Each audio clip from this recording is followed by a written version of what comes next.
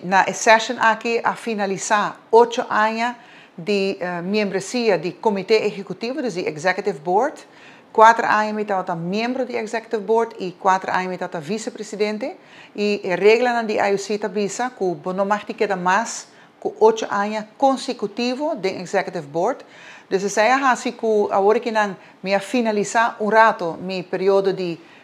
participação no Executive Board, não olvidar dat ainda hopi difícil e hopi complexo, que o COVID-19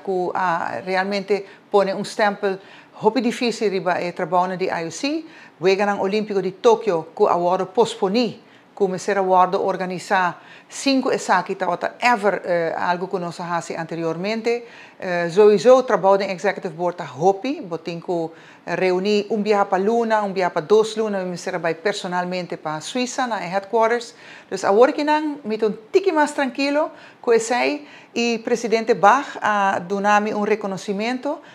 que está algo hopi bonita, inesperada, está uma surpresa, pero toch algo bonita sim, que a gente não aprecia o trabalho como assim, e que naturalmente, isso não significa que me sali for de IOC, tá bom para a gente saber que me queda gewoon membro de IOC, significa que me forma parte de session, e me sigue como membro de Comissão de Assuntos Jurídicos, de Comissão de Olympic Solidarity, de Audit Committee e, naturalmente, me queda na cabeça de Comissão de Coordenação para o Jogo Olímpico de Los Angeles 2028. E 2 anos que está bem, também está sumamente ocupado e com compromisso para o que está a preparação de Los Angeles. Já nós temos, que está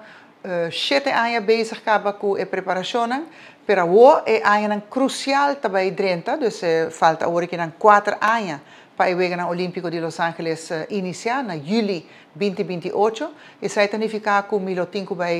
com mais frequência na cidade e percorrer para tour e preparação bem bom. E acaba nós está fazendo o trabalho com o comitê organizador, a Federação Internacional, o Comitê Olímpico Nacional, o atleta e naturalmente a IOC em sua totalidade. É algo que também toma mais tempo e isso é agora que não. Dus é 2 anos de break, like a minha medicina, for the Executive Board, está se eliminado bom com vista para Los Angeles e também com vista para o Jogo Pan-Americano, porque me sigue em Pan Am Sports, o Jogo Pan-Americano 2027 também está adiante porta, ou seja, não falta coisa de fazer e é algo que me estou agradecido.